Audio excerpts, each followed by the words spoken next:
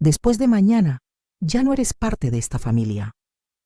Esas fueron las palabras exactas que me susurró la prometida de mi hijo la noche antes de su boda.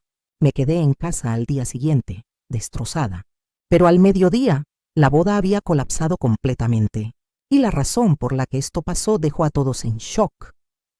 La noche antes de la boda de mi hijo, pensé que estaba a punto de entrar al capítulo más feliz de su vida, y tal vez al más gratificante de la mía. Después de todo, había criado a Sebastián sola durante 27 años, a través de sacrificios que nadie más que yo entendería jamás. Había renunciado a ascensos, me había saltado vacaciones, y aprendía a estirar cada peso hasta que casi se rompiera, todo para que mi niño pudiera crecer sin sentir nunca el peso de lo que habíamos perdido cuando su padre se marchó. Para mí, su boda no era solo sobre él casándose con la mujer que amaba.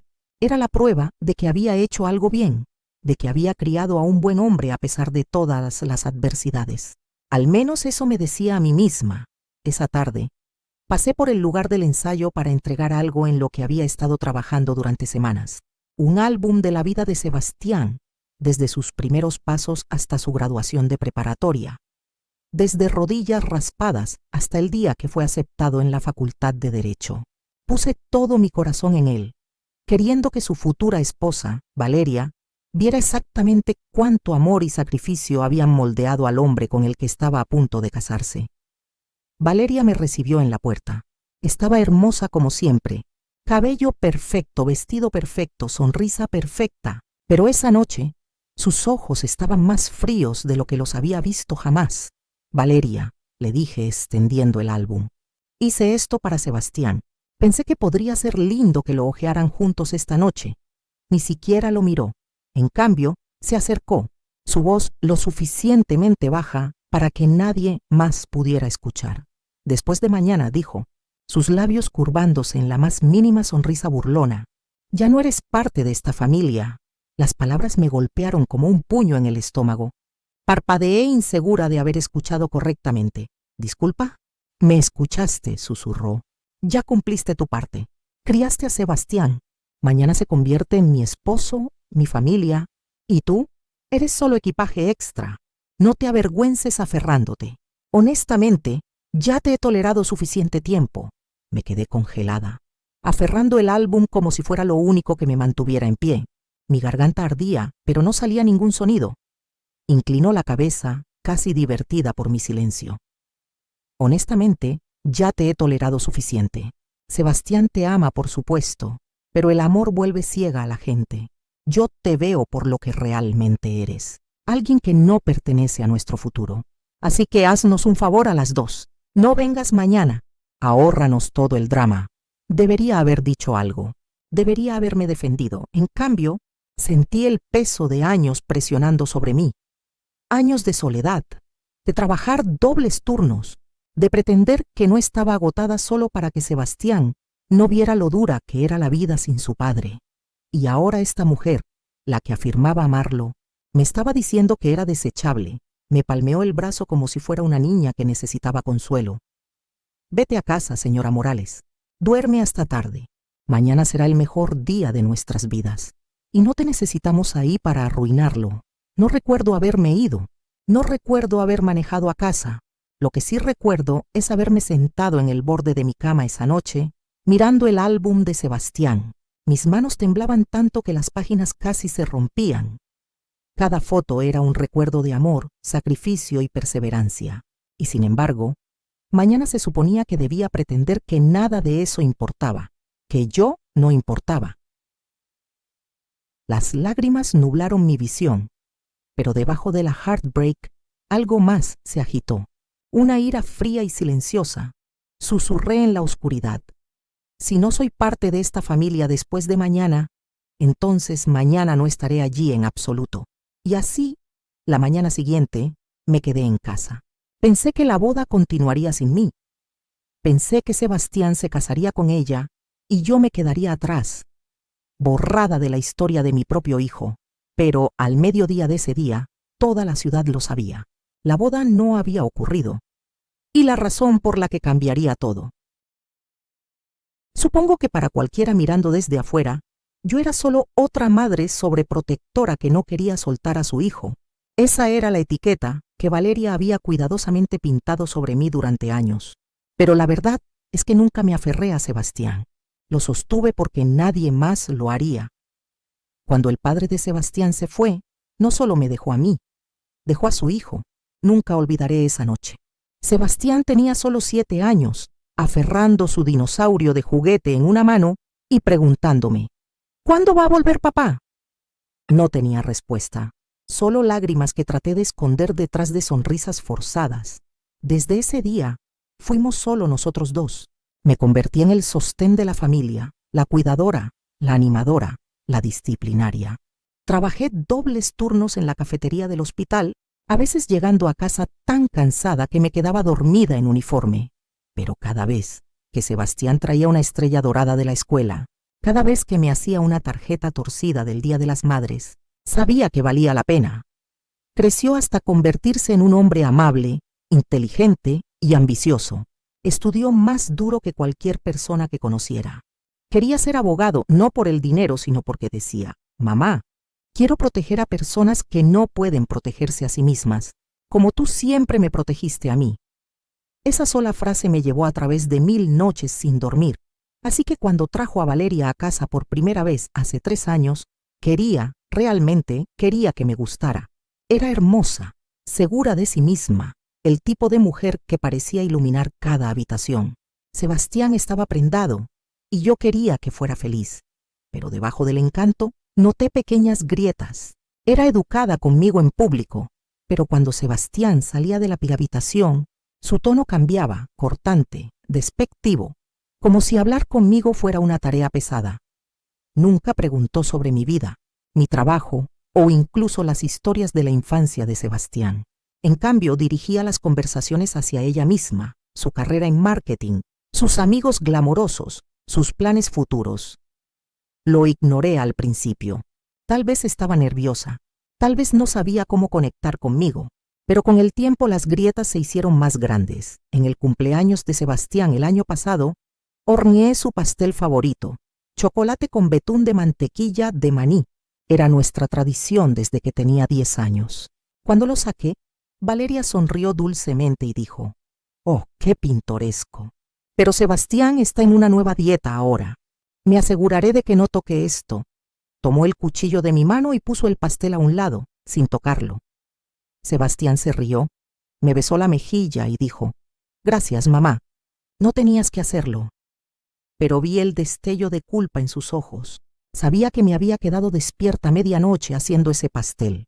Aún así, me tragué mi orgullo, porque eso es lo que hacen las madres. ¿Tú qué habrías hecho en mi lugar? ¿Te habrías quedado callada como yo o le habrías dicho sus verdades desde el principio? Déjamelo en los comentarios. El compromiso debería haber sido mi oportunidad de finalmente sentir que estaba ganando una hija, no perdiendo un hijo. En cambio, solo amplió la distancia entre nosotras. Valeria tomó control completo de la planificación de la boda. No me pidieron que me uniera a una sola prueba de vestido, ni una degustación de pastel, ni siquiera la discusión del plan de asientos. Cuando gentilmente pregunté si podía ayudar con algo, me dio una sonrisa tensa y dijo, «No te preocupes, señora Morales. Lo tenemos bajo control. Solo aparece viéndote bien, ¿ok?» Dolió, pero sonreí, asentí, y me mordí la lengua por el bien de Sebastián, porque eso es lo que siempre hacía.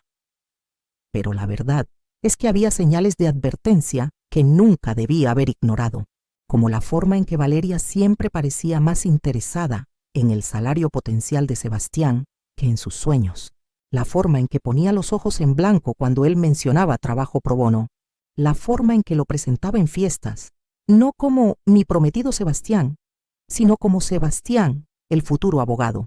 Mirando atrás ahora, me doy cuenta de que ella no veía a mi hijo como un hombre.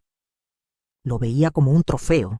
Y la noche antes de la boda, cuando finalmente escupió esas palabras venenosas en mi cara, cada pequeña señal de advertencia que había ignorado durante años finalmente cobró sentido. No estaba perdiendo a mi hijo por amor, lo estaba perdiendo por ambición, por codicia, por alguien que me veía a mí, su madre, como un hilo suelto que necesitaba ser cortado de su pequeña imagen perfecta, y la dejé. Realmente la dejé, al menos hasta la mañana siguiente, cuando el destino decidió intervenir de una manera que ninguno de nosotros podría haber predicho. La mañana de la boda, desperté antes del amanecer. Por un momento mi cuerpo se movió en piloto automático, hirviendo agua para el café, sacando el vestido azul pálido que había comprado meses atrás, el que Sebastián una vez dijo: «Mamá, ese color te queda hermoso». Pero entonces las palabras de Valeria regresaron como un cuchillo torciéndose en mis entrañas. «Después de mañana, ya no eres parte de esta familia». Me senté en la mesa de la cocina, mirando el vapor subir de mi taza. Mis manos temblaban, no por la edad, sino por el peso de una decisión que ya sabía que había tomado. No iba a ir. Por primera vez en 27 años, me estaba eligiendo a mí misma sobre Sebastián. Tal vez era egoísta, tal vez era cobarde, pero no podía obligarme a sentarme en esa banca de iglesia, sonriendo educadamente mientras lo veía prometer su vida a una mujer que ya me había borrado del mapa. Coloqué el álbum de vuelta en su caja y lo deslicé bajo mi cama. No lo vería hoy. Tal vez nunca lo vería. Mientras la luz de la mañana se derramaba en la habitación, mi teléfono vibró. Mensajes de parientes, amigos, incluso del mismo Sebastián. «Mamá, nos vamos al lugar ahora. No puedo esperar a verte. ¿Dónde estás?» Todos preguntan. «Llegas tarde, ¿verdad?» Típico. Puse el teléfono boca abajo. En algún lugar muy adentro, una pequeña voz susurró: «Estás cometiendo un error». Pero más fuerte aún era el eco de la sonrisa burlona de Valeria, su tono despectivo, su cruel certeza de que yo no era más que equipaje. Si eso era lo que quería, se lo daría. Para las 9:00, las llamadas se volvieron más frenéticas. Sebastián dejó un mensaje de voz, su voz teñida de pánico. «Mamá, ¿dónde estás? Valeria dice que no te sentías bien anoche, pero sé que eso no es cierto. Por favor, solo devuélveme la llamada. Por favor». Presioné el teléfono contra mi pecho, mi corazón doliendo. Cada instinto gritaba que lo llamara, que corriera a la iglesia, que estuviera ahí para el niño que había criado a través de cada tormenta, pero no podía. No esta vez. A las 10, mi hermana tocó mi puerta. Vivía al otro lado de la ciudad, pero había manejado en su vestido de dama de honor cuando notó que no estaba en el lugar. «Esperanza, ¿qué diablos estás haciendo?», exigió entrando a la fuerza. «Todos te están buscando. La ceremonia empieza en 1 hora», negué con la cabeza lentamente. «No voy a ir». Su mandíbula se desplomó. «¿No vas a ir? ¿Estás loca? Tu único hijo se está casando». La miré a los ojos, lágrimas brotando. «Se está casando con alguien que me dijo en la cara que ya no soy parte de su familia. Ella no me quiere ahí. Entonces, ¿por qué debería ir?». La ira de mi hermana falló, reemplazada por incredulidad. «Valeria dijo eso». Anoche me miró a los ojos y lo dijo. Se hundió en una silla sin palabras. Por un largo momento, el único sonido era el tic del reloj de pared. Finalmente susurró. «Dios mío», asentí. «No me sentaré ahí como una tonta pretendiendo que pertenezco». Presionó sus manos sobre su boca, dividida entre ira y lástima. «Pero Esperanza, si no vas, la gente te culpará a ti. Dirán que abandonaste a tu hijo en su día de boda». Solté una risa amarga. «Entonces que lo digan. He sido juzgada toda mi vida. ¿Qué es una vez más?». A las 10:45, observé desde mi ventana frontal mientras los vecinos se subían a sus autos, vestidos con trajes y vestidos, dirigiéndose a la iglesia. Mis propias llaves del auto permanecían intocadas en el mostrador. No me moví. Cuando las campanas de la iglesia comenzaron a sonar a las 11, me senté en silencio, mirando el álbum escondido bajo mi cama. Ese debería haber sido el final de mi historia. Una madre demasiado rota, demasiado humillada para estar al lado de su hijo en el día más importante de su vida. Pero al mediodía llegó la primera llamada. Era mi hermana otra vez, su voz temblando. «Esperanza», susurró. «La boda no está pasando». Mi respiración se cortó. «¿Qué quieres decir con que no está pasando?». Sus palabras salieron a borbotones, medio ahogadas, medio incrédulas. «Valeria, ella...». «Oh, Dios, Esperanza, necesitas escuchar esto. necesitas sentarte. Y en ese instante me di cuenta de algo que nunca esperé. Al no aparecer, no había arruinado la boda. Valeria lo había hecho, y la razón por la que nos sacudiría a todos hasta el núcleo. Si te gustan historias como esta, suscríbete y activa la campanita, porque tenemos más relatos que te van a impactar. Cuando la voz temblorosa de mi hermana llegó a través del teléfono, sentí que mi corazón se detenía. La boda no está pasando, repitió, sus palabras llenas de incredulidad. Valeria ha sido expuesta. Agarré el teléfono más fuerte. ¿Expuesta? ¿Expuesta cómo?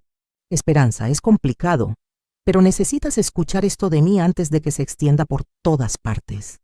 Sebastián descubrió la verdad minutos antes de la ceremonia. Mis rodillas se doblaron. Me hundí en el sofá. ¿Qué verdad? Exhaló temblorosamente. Que Valeria ha estado mintiendo sobre todo. Más tarde, cuando armé la historia de llamadas frenéticas, textos y noticias que se extendieron como fuego entre los invitados, los eventos se desarrollaron como algo salido de una mala telenovela.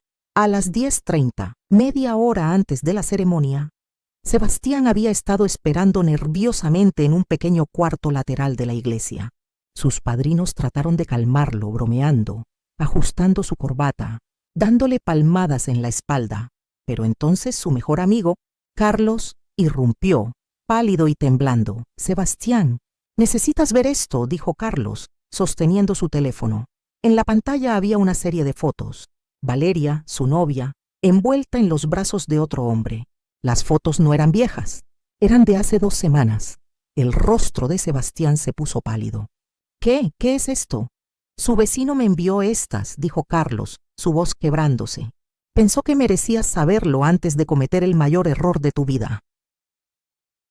El hombre en las fotos no era un extraño, era el jefe de Valeria, el que ella había elogiado infinitamente, afirmando que era su mentor.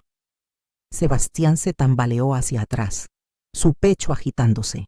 En ese momento, la verdad que había estado negándose a ver se vino abajo. Las noches tardías en la oficina, los mensajes secretos, la forma en que Valeria siempre desechaba sus preocupaciones con una risa y un beso. Todo era verdad. Ella le había estado siendo infiel, pero no era solo la aventura. Mientras los invitados comenzaron a llenar la iglesia, los rumores se extendieron como fuego. La dama de honor de Valeria, borracha de nervios y champán, había dejado escapar algo. Valeria no había sido solo infiel, también había estado tramando. Su familia la había empujado al compromiso porque Sebastián estaba al borde de una carrera legal lucrativa.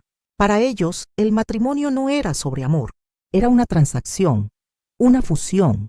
El acuerdo prenupcial que Valeria había insistido en redactar no era para proteger a Sebastián. Estaba diseñado para canalizar sus futuros activos hacia su control. Su padre, un empresario con un rastro de bancarrotas, incluso había presumido a un invitado que una vez que Valeria se case con Sebastián, nuestros problemas financieros desaparecerán. Para cuando Sebastián irrumpió en la suite nupcial, estaba temblando de rabia. Valeria, radiante en su vestido, se volvió con una sonrisa. «Cariño, ¿estás listo?» Él sostuvo el teléfono. «¿Qué diablos es esto?» Su rostro falló. Por primera vez, la máscara se deslizó. «Eso no es lo que parece», comenzó.